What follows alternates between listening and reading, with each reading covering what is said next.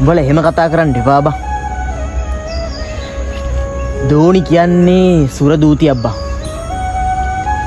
උඹලට ඌව තේරෙන්නේ නැහැ. උඹලා ඌව දන්නේ නැහැ බං. ඉතින් මම උඹලට කියලා දෙන්න.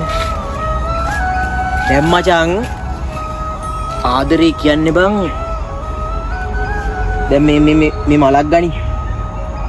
මේ මල තියනවා නේද මචං? මේ තමයි බං දෝනි. ඒතකොට මචං මේ දෝනි තමයි මචං මෙතන දැන් පිපිලා ඉන්නේ. ඒතකොට මචං මේ ආදරේ මචං ඔබට කලාත්මකව විග්‍රහ කරනවා නම් මචං දැන් මචං දැන් මේ මල හැදෙන ගහ තියෙන්නේ බං. මේ මල හැදෙන ගහේ නිකන් හැදෙන්නේ නැහනේ. පොහොර දාන්න ඕනේ. ඒ වගේ තමයි බං දෝනි.